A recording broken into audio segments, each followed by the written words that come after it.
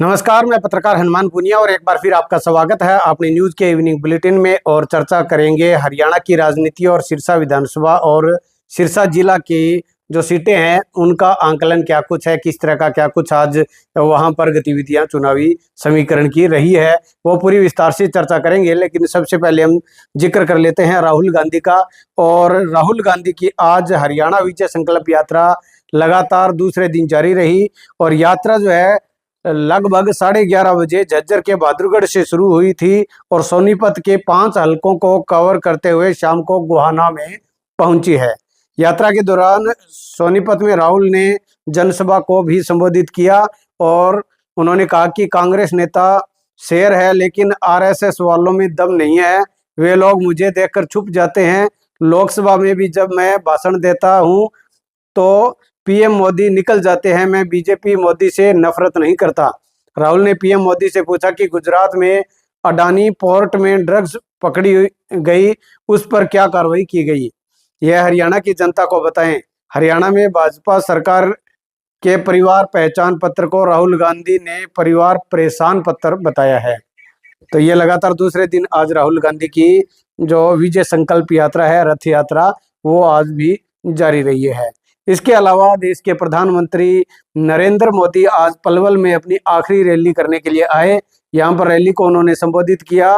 Rally में कार्यवाहक CM Nayab Saini समेत पार्टी के प्रदेशाध्यक्ष मोहन लाल बड़ौली भी मौजूद रहे थे। पीएम ने रैली में नूह ईसा, पीएम की जो रैली है उसमें नूह ईसा का आरोपी बिट्टू बजरंगी भी मौजूद रहा। और बता दें कि इससे पहले यूपी के सीएम योगी आदित्यनाथ के मंच पर भी बिट्टू बजरंगी उस पर नजर आया था। और पीएम की इस चुनाव में ये आखिरी रैली है। इससे पहले उन्होंने 3 रैलियां की थी। प्रदेश में 5 अक्टूबर को वोटिंग है और 8 अक्टूबर को रिजल्ट आएगा। इसके अलावा एक बड़ी घटना और टेंशन की खबर है। कांग्रेस के प्रत्याशी है धर्म सिंह छोक्कर और इनको एक बड़ा झटका लगा है। विधानसभा चुनाव में बीच में मुख्यमंत्री भूपेंद्र सिंह हुड्डा की ये करीबी है और हरियाणा के एडवोकेट जनरल बलदेव राज महाजन का कहना है कि पंजाब एवं हरियाणा हाईकोर्ट ने छोक्कर को कल तक सरेंडर करने के लिए कहा है, यानी कि कल 2 अक्टूबर तक उनको सरेंडर करना है। अगर वे सरेंडर नहीं करते हैं तो पुलिस उनको गिरफ्तार कर लेगी। उन्होंने बताया कि हाई कोर्ट में एक पिटीशन दायर हुई थी जिसमें कहा गया था कि चुनाव लड़ रहे कांग्रेस के पूर्व विधायक पर गंभीर आरोप है, उनके खिलाफ गैर जमानती वारंट जारी हो चुका है। इसके बावजूद वह चुनाव प्रचार में खुलेआम लगे हुए हैं। उनकी अग्रिम जमानत याचिका भी खारिज हो चुकी है। इसकी सुनवाई करते हुए हाई कोर्ट ने यह फैसला सुनाया है। तो ऐसे में धर्म सिंह छोक्कर के लिए ये टेंशन की बात हो चुकी है। इसके अलावा हम बात कर लेते हैं साध्वी यौन शोषण मामले की। और इस मामले में हरियाणा विधानसभा चुनाव से पहले डेरा सच्चा सौदा प्रमुख राम रहीम को पैरोल मिलने का विरोध शुरू कर दिया है। कांग्रेस की तरफ से यह विरोध किया गया है। आपत्ति जताते हुए भारतीय चुनाव आयोग को एक पत्र कांग्रेस की तरफ से लिखा गया है जिसमें कहा गया है कि राम रहीम से जेल से बाहर आया तो चुनाव प्रभावित हो सकता है, इसलिए उसे आचार संहिता के दौरान पैरोल ना दी जाए। ऑल इंडिया कांग्रेस कमेटी के लीगल सेल के केसी भाटिया की ओर से यह चिट्ठी लिखी गई है। अब इस पर क्या कुछ कार्रवाई होती है, क्या राम रहीम को इस चुनाव के दौरान जमानत मिलेगी, पैरोल मिलेगी या नहीं मिलेगी, वो आज या कल में क्लियर हो जाएगा। तो ये एक बड़ी खबर आज की जो है वो हमने आपको बताई है।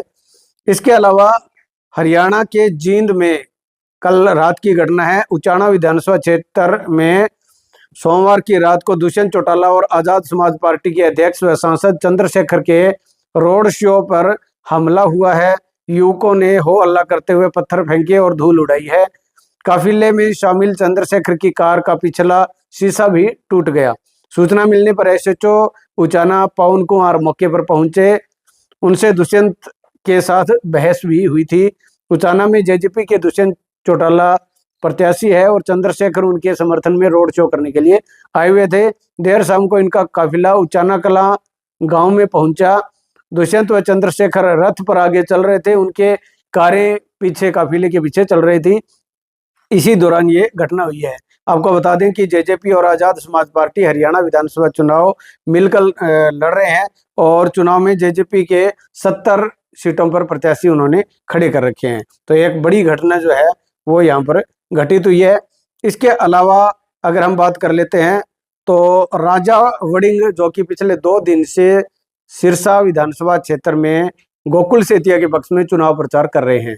ऐसे में उनके जो चुनाव प्रचार के दौरान के कई जो वीडियो है वो सोशल मीडिया पर खूब वायरल हो रहे हैं।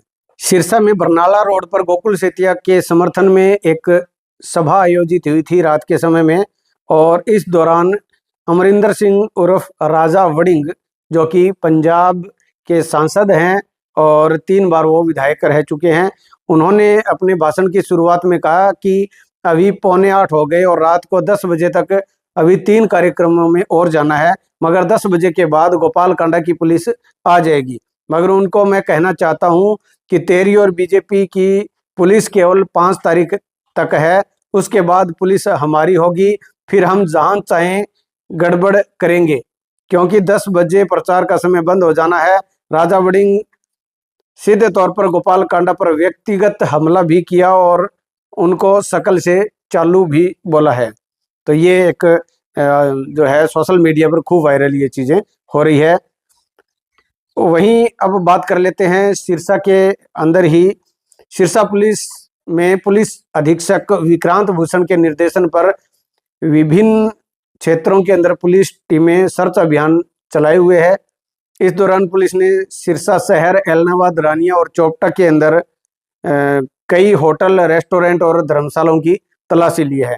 सर्च अभियान के दौरान संचालकों को निर्देश दिए गए हैं कि उनके पास रुकने वालों के बारे में पुलिस को पूरी जानकारी देनी है। जिला पुलिस द्वारा चलाया गया सर्च अभियान भविष्य में भी लगातार जारी रहेगा तथा संदिग्ध व असामाजिक किस्म के लोगों पर पुलिस की पैनी नजर बनी रहेगी।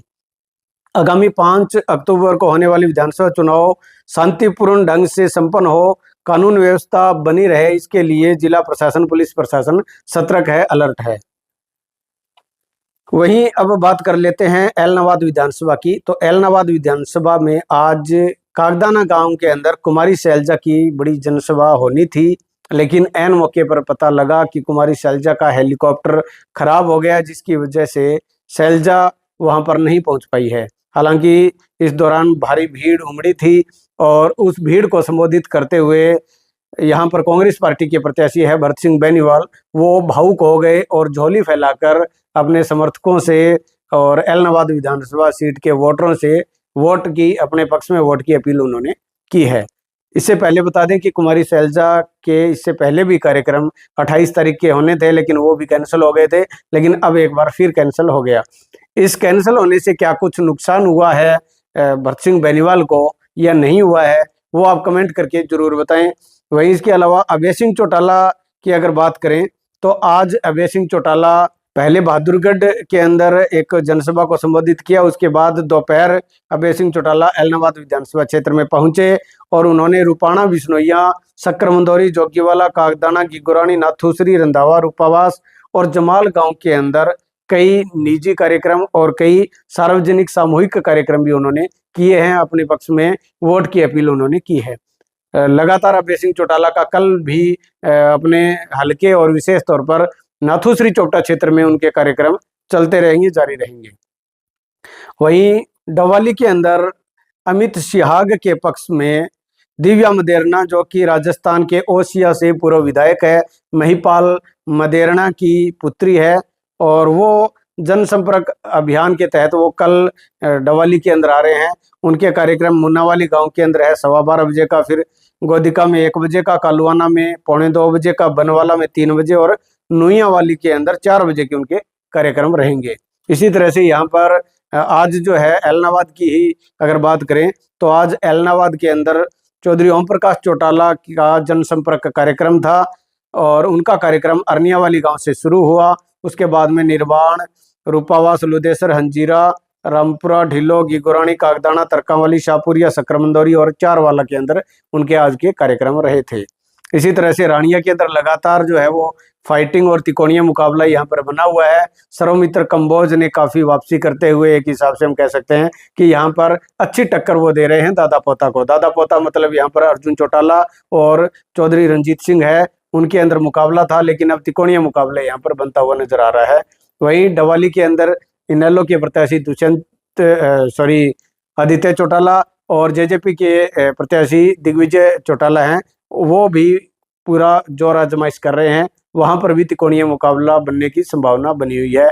इसी तरह से कालांवाली की बात करें तो यहाँ पर जो है कांग्रेस और बीजेपी का आमने सामने का मुकाबला फिलहाल प्रतीत हो रहा है। अभी चुनाव प्रचार को 2 दिन बाकी हैं और 5 तारीख को वोटिंग होनी है। अपनी न्यूज की तरफ से हम अपील करते हैं कि इस वोटिंग के अंदर आप ज़्यादा से ज़्यादा मतदान जरूर करें। किसके पक्ष में करना है वो आप अपने विवेक से करें, लेकिन हमारी अपील सिर्फ इतनी है कि आप किसी भी जो है प्रत्याशी के पक्ष में वोट करें, लेकिन वोट जरूर करें। तो आपको हमारा ये एपिसोड, ये इवनिंग बुलेटिन किस तरह का लग रहा है कमेंट करके जरूर बताएं। और अगर आपको लगता है कि हम बेहतरीन और सटीक जानकारी दे रहे हैं तो आप इस वीडियो को ज़्यादा से ज़्यादा शेयर करें। वहीं कई साथी लगातार मेरे इस एपिसोड को, इवनिंग बुलेटिन को बड़ा जो है अच्छा एक मेरे को मोटिवेशन मिल रहा है, उनके कमेंट लगातार आ रहे हैं, इसलिए उनका मैं तहे दिल से शुक्रिया और धन्यवाद करता हूं।